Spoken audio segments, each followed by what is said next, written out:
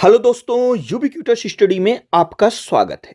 आज की current news है, किस देश ने पशु चिकित्सा स्वास्थ्य सेवा को बढ़ाने और जैव सुरक्षा सुनिश्चित करने के लिए पशु रक्त बैंकों के लिए अपने पहले राष्ट्रीय दिशा निर्देश पेश किए? तो दोस्तों इसका सही उत्तर हो जाएगा भारत ने दिशा निर्देश पेश किया है, यानी कि ऑप्शन ए इसका सही हो जाएगा। आइए इसको हम लोग डिटेल्स में देख लेते हैं।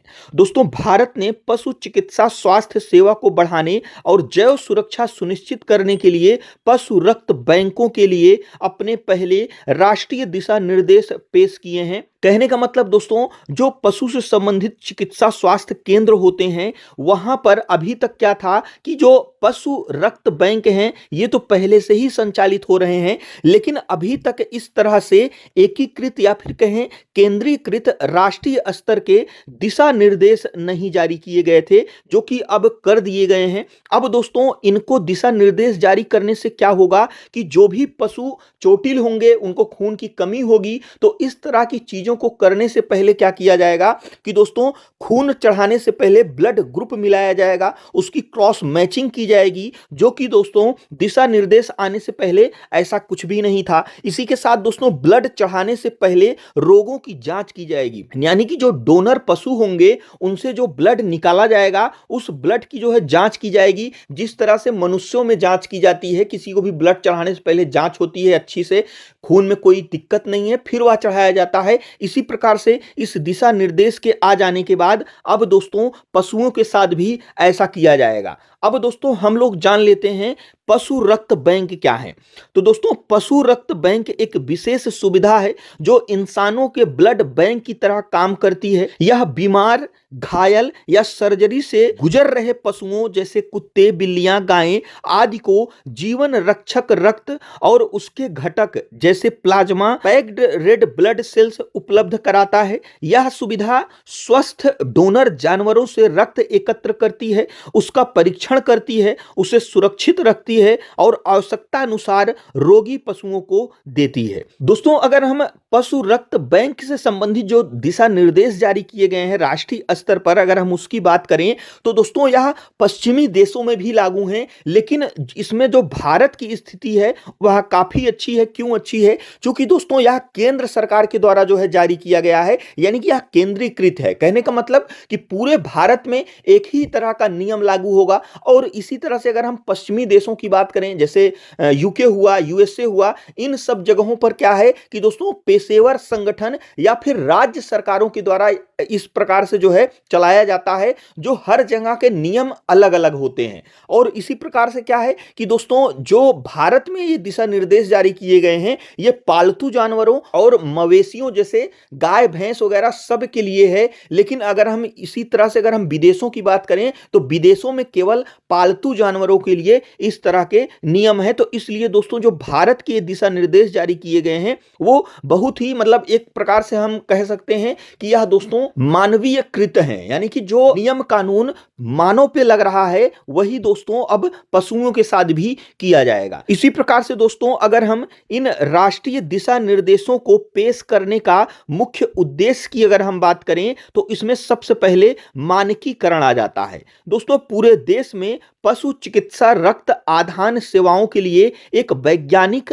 नैतिक और मानकीकृत ढांचा स्थापित करता है, यानी कि यह एक मानक सेट करता है कि इस मानक के अनुसार ही होगा। यह दोस्तों अंतरराष्ट्रीय स्तर पर भी भारत को जो है खड़ा करता है। इसी प्रकार से जैव सुरक्षा की बात करें तो दोस्तों सख्त स्क्रीनिंग प्रक्रियाओं के माध्यम से दाता पशुओं से प्राप्तकर्ता पशुओं में जूनोटिक यानी कि मनुष्यों और पशुओं में फैलने वाले रोगों के संचरण के जोखिम को कम करना। अब हम लोग समझ लेते हैं जूनोटिक यह क्या होता है। तो दोस्तों जो जूनोटिक है उन संक्रमण रोगों को कहते हैं जो मुख्य रूप से जानवरों से मनुष्यों में या इसके विपरीत फैलते हैं। ये बैक्टीरिया, वायरस या परजीवियों के कारण होते हैं। दोस्तों इसको अगर हम पशु रक्त बैंकों के संदर्भ में देखें तो दोस्तों सख्त दिशा निर्देशों का पालन करना इसलिए जरूरी है ताकि रक्त चढ़ाने के दौरान ऐसे रोगों का संचरण रोका जा सके।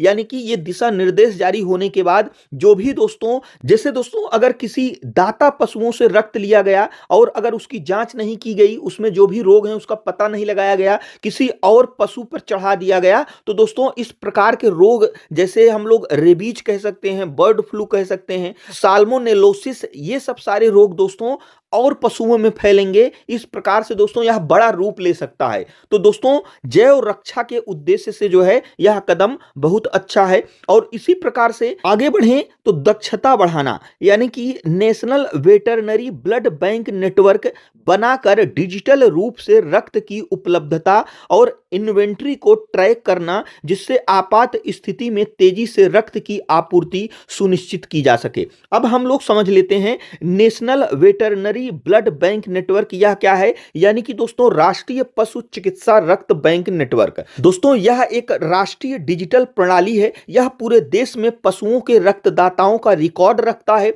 और वास्तविक समय में रक्त स्टॉक की उपलब्धता सुनिश्चित करता है। यानी कि दोस्तों यह इस तरह का है कि यह दोस्तों नेशनल लेवल पे, यानी पूरे भारत के स्तर पर कहीं पर किसी भी पशुओं को जो है रक्त की आवश्यकता होगी, तो यह दोस्तों डिजिटल रूप से जो है तुरंत पता लगाया जा सकता है कि इस ब्लड ग्रुप का जो है खून कहां मिल सकता है। तो इस प्रकार से इसका मतलब यह हुआ। और दोस्तों अगला है नैतिकता सुनिश्चित करना, यानी कि रक्तदान करने वाले पशुओं के कल्याण और अधिकारों को बनाए रखना। इसी प्रकार से दोस्तों यह पहल भारत के वन हेल्थ का मतलब यह हुआ कि दोस्तों वह चाहे पशु हो या फिर मनुष्य हो, सभी के लिए एक तरह का स्वास्थ्य व्यवस्था। तो दोस्तों यह पहल भारत के वन हेल्थ दृष्टिकोण को मजबूत करती है, जिसमें मानव, पशु और पर्यावरणीय स्वास्थ्य को एक साथ देखा जाता है। इसी प्रकार से दोस्तों यह हमारा आज का करंट अफेयर्स था। जो हमारा आज का क्वेश्चन है वह है